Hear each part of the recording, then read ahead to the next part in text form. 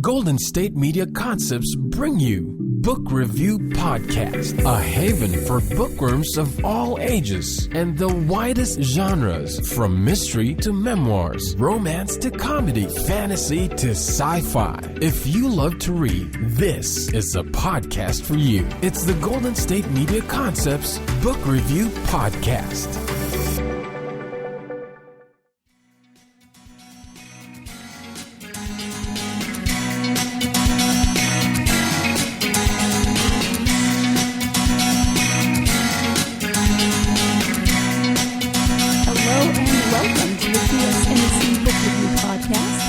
GSMC Podcast Network.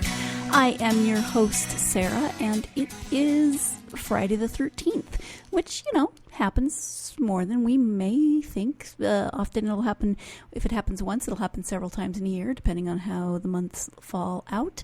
And so I've never been particularly superstitious about, I almost said suspicious, maybe that too, but I've never been particularly superstitious, and so I've never had anything creepy or unlucky happen to me on Friday the 13th. I'm wondering if you have, if it's a day that fills you with worry, or if it's a day that, maybe you like that kind of stuff. Maybe you like the creepier side of things like Friday the 13th and Halloween and all of those good spine-chilling topics. I would love to hear of your Friday the 13th experiences. Do you avoid black cats? Do you do that every day? Do you avoid walking under ladders? Again, do you do that every day? Do you have different superstitions that you apply in your everyday life? Many people do, I know, and I am sure I have my own quirks that would be considered to be superstitious, but off the top of my head, I can't think of them at the moment. If they come to me, I'll let you know, because I'm sure you're just dying to know what my quirks are. No, you already know half of my quirks.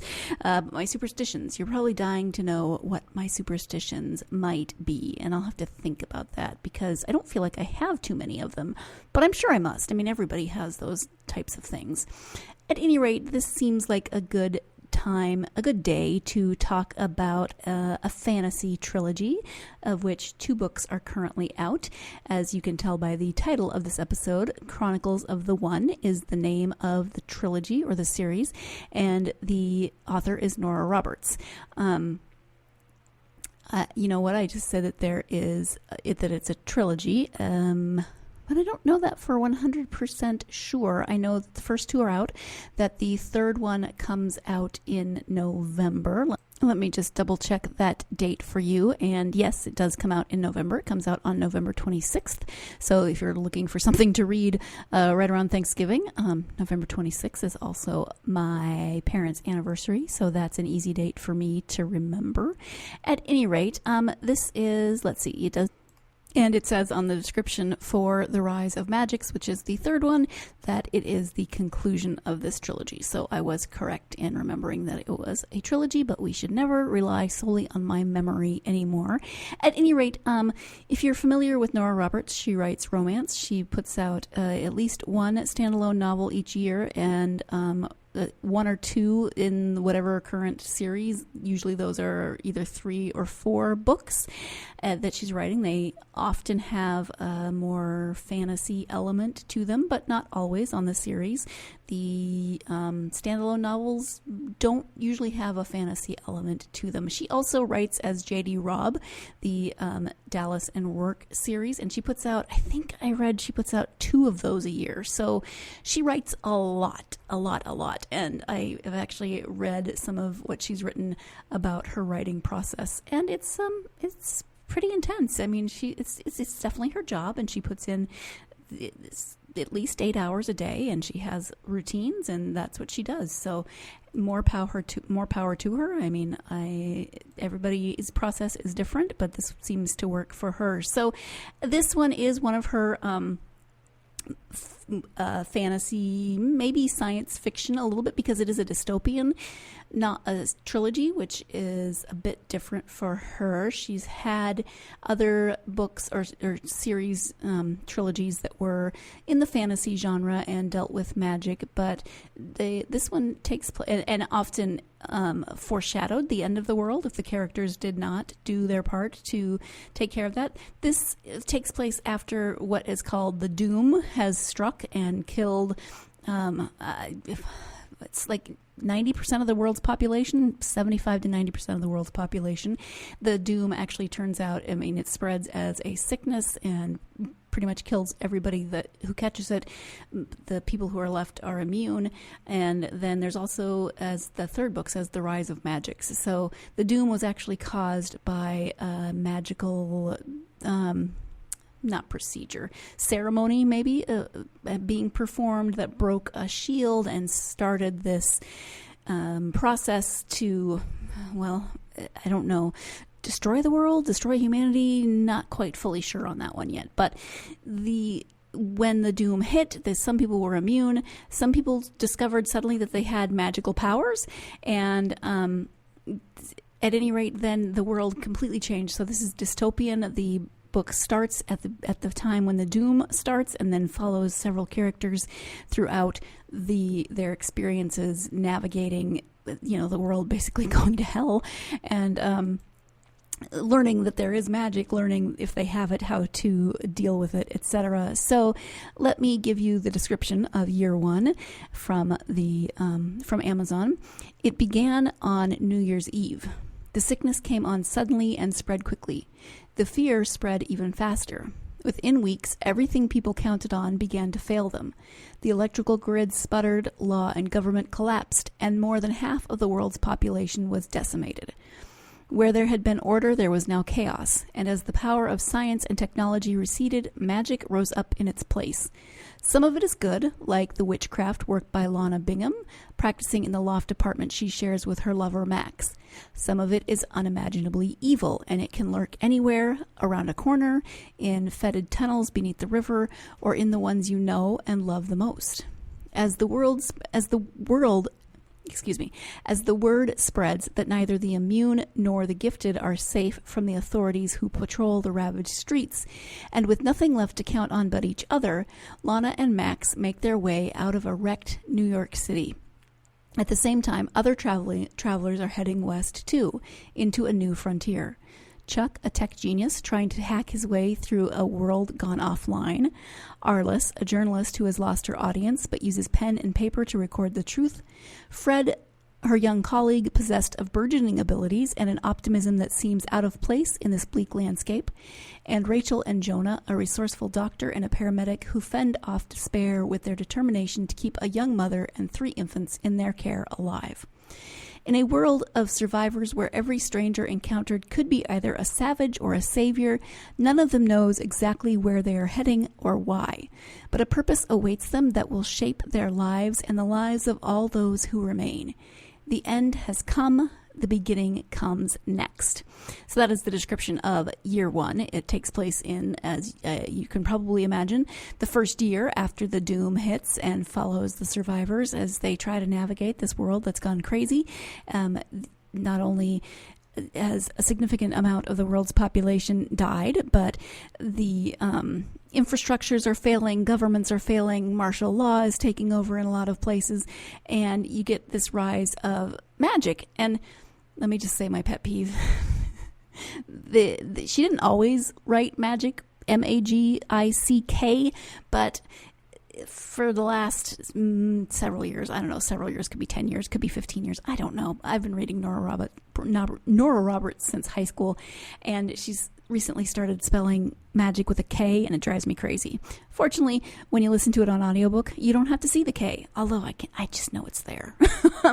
But I don't know, it just bugs me, and it's just my own pet peeve. It's really nothing to make me it's nothing to make me like throw the book down in disgust or anything, but there's an eye-rolling moment for me.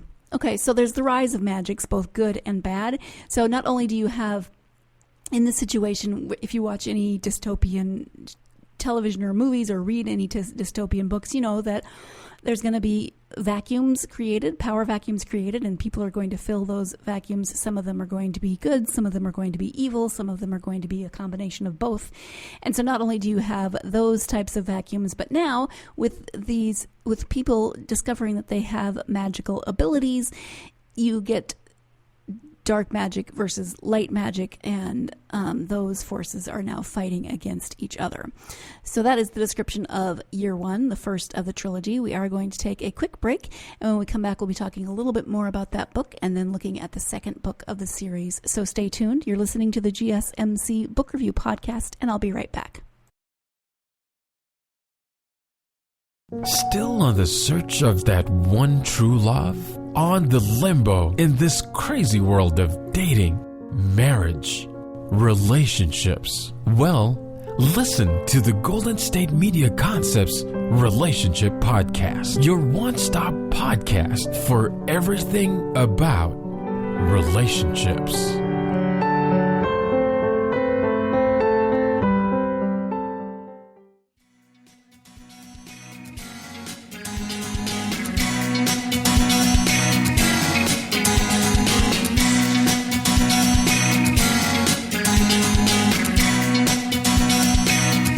Welcome back to the GSMC Book Review Podcast. I am speaking today about Nora Roberts' latest trilogy, The Chronicles of the One. And the first one in that series is Year One, which follows a group of survivors as they navigate the world after a global disaster.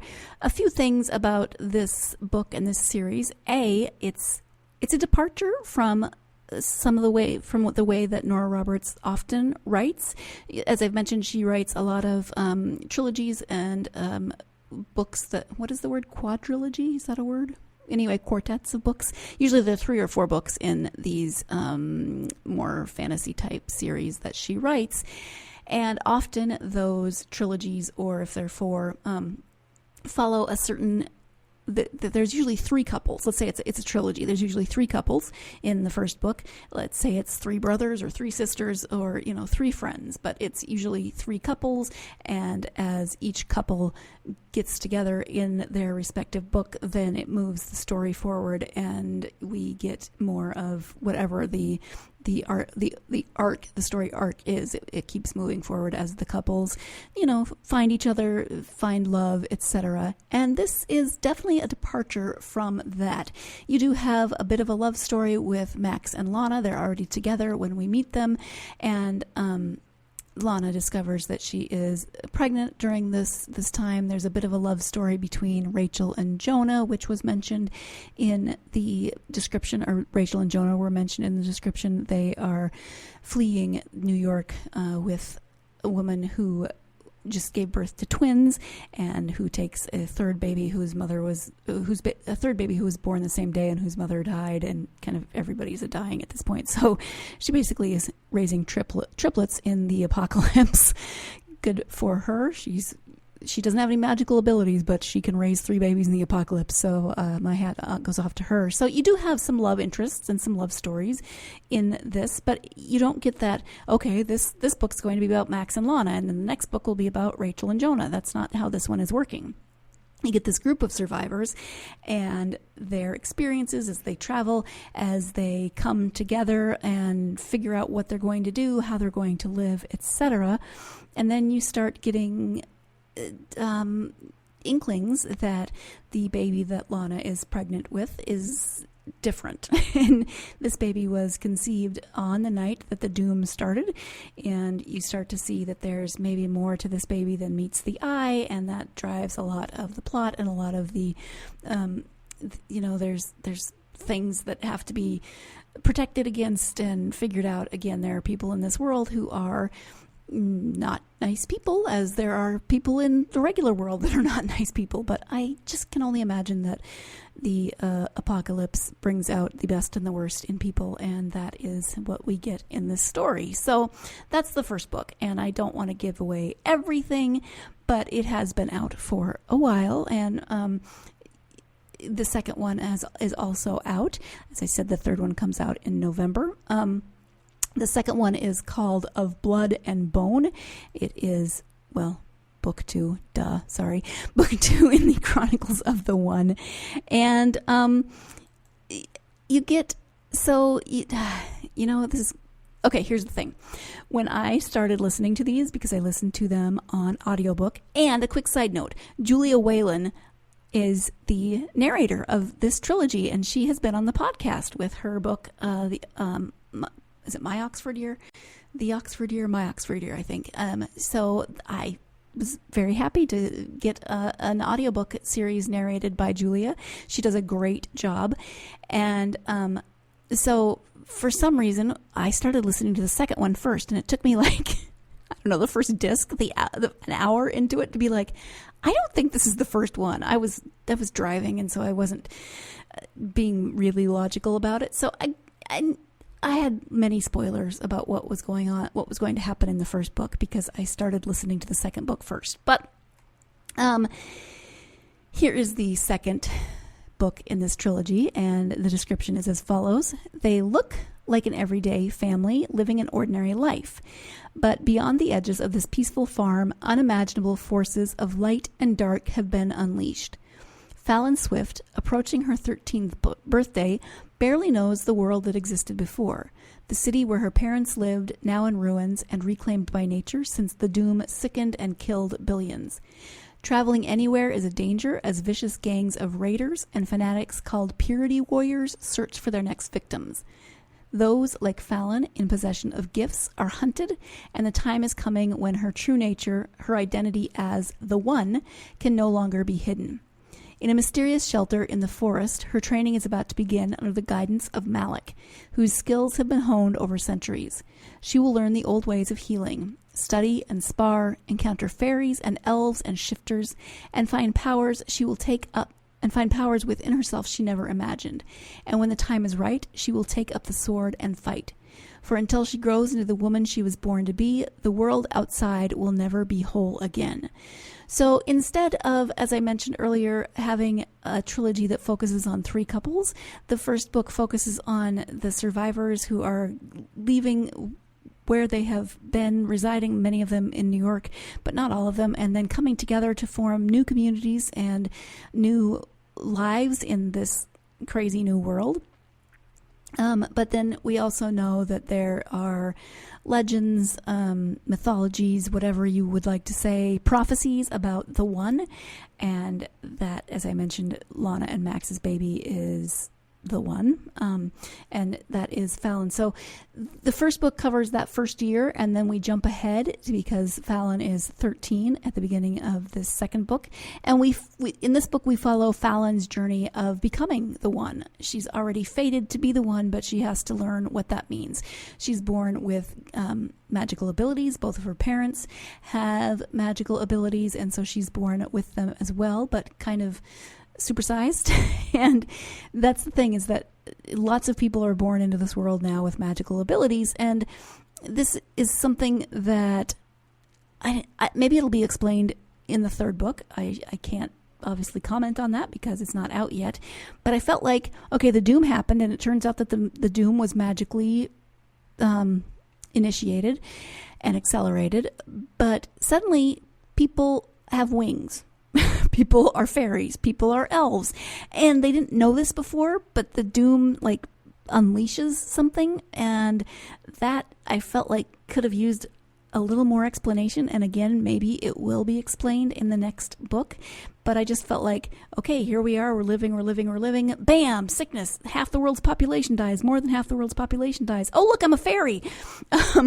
People literally grow wings, and then non-magical people start having magical babies. Some magical people don't have magical babies, so yeah, there's some world building in there that I either didn't pick up on in my listening, or has not yet been explained, or maybe will not be explained. I don't know yet. I cannot tell you.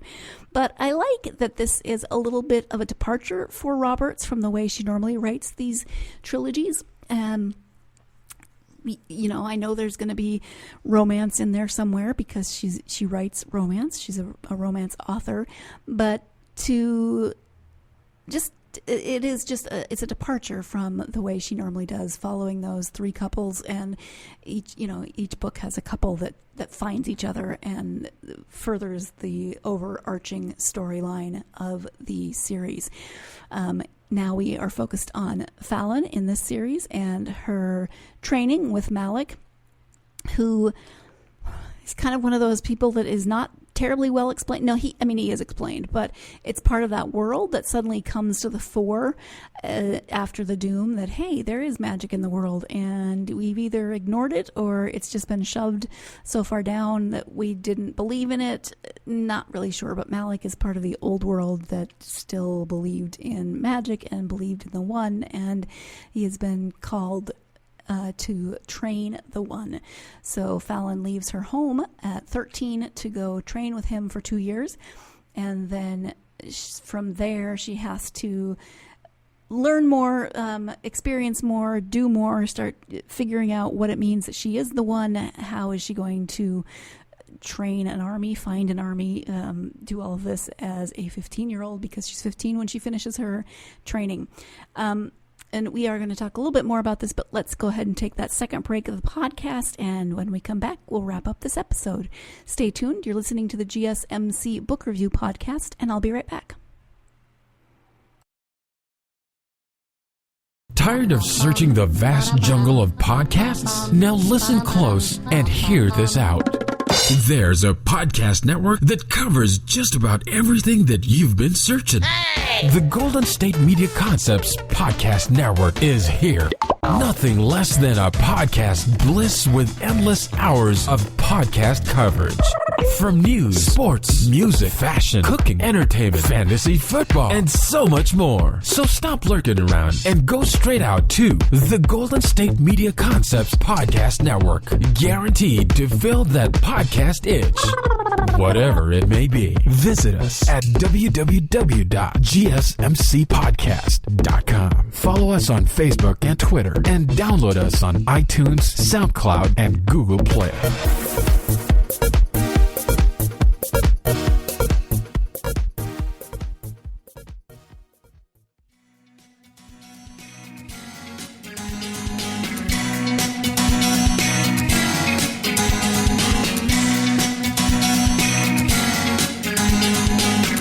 Welcome back to the GSMC Book Review Podcast. We've been speaking about the first and second books in the Chronicles of the One trilogy by Nora Roberts.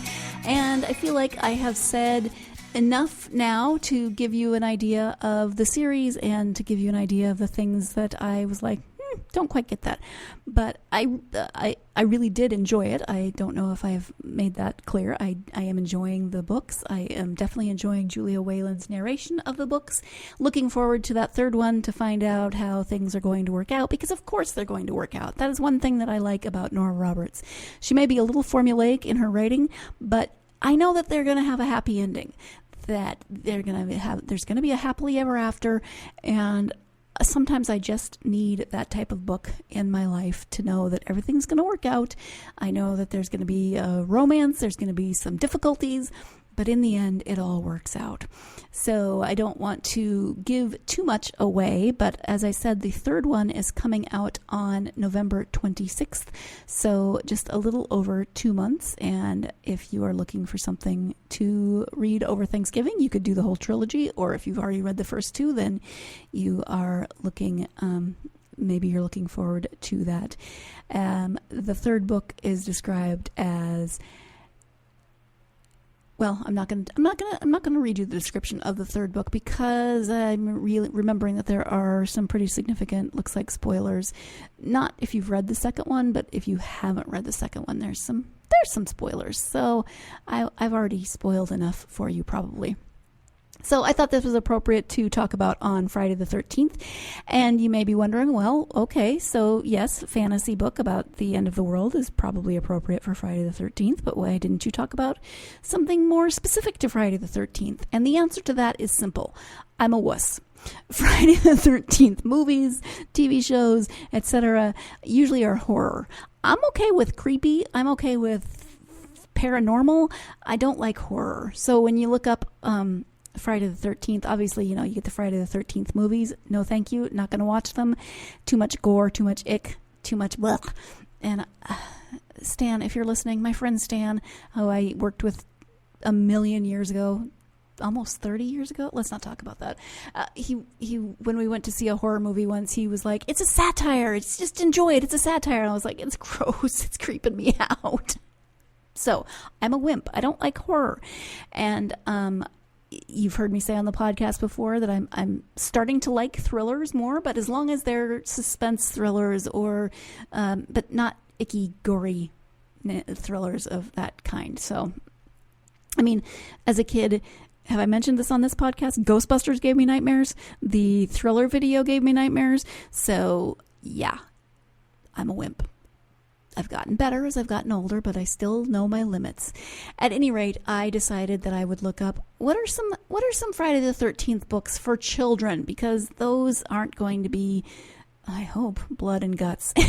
And this is Unlucky Reads for Kids on Friday the 13th. This is from several years ago, but the first one is There's a Monster in My Closet. Do bad things really happen on Friday the 13th? And what really is in Timmy's closet? That's an excellent question.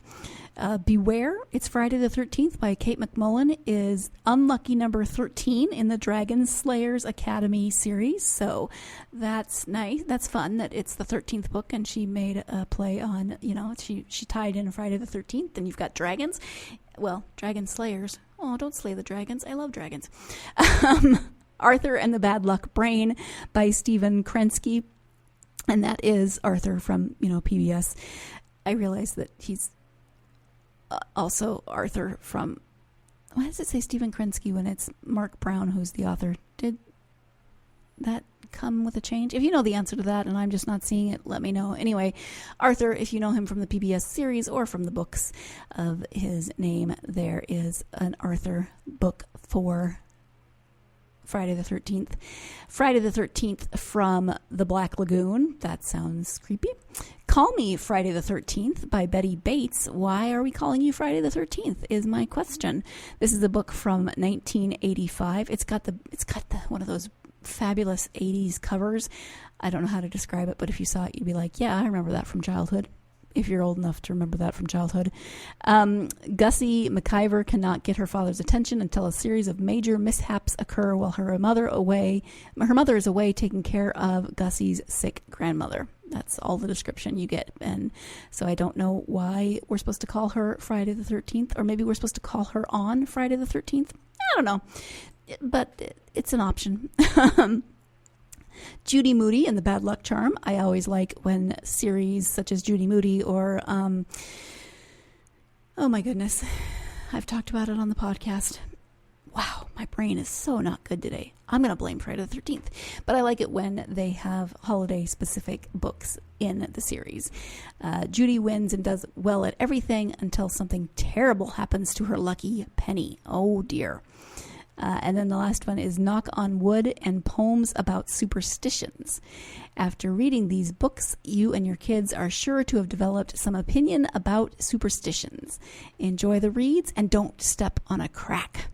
So there are children's books out there about Friday the 13th.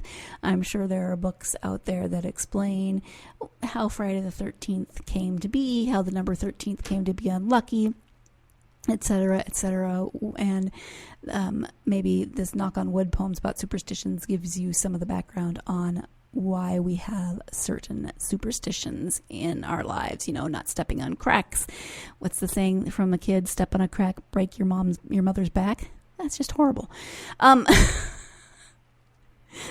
many things from when we were kids that we used to say and not even think about are really terrible. I mean, if you think about the words, rockabye baby, kind of depressing.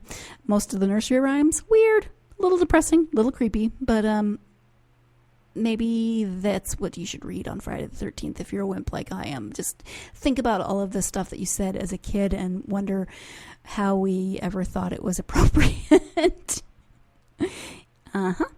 Okay, so Friday the 13th, hope you're still having a great day. And if you like Friday the 13th and you're celebrating by adopting a black cat, that's awesome because Black pets are the least adoptable. So if you are inspired to adopt a black cat or a black dog, that's wonderful. Go to the shelter, find something, name it something appropriately spooky or something appropriately spookily adorable, whatever works for you.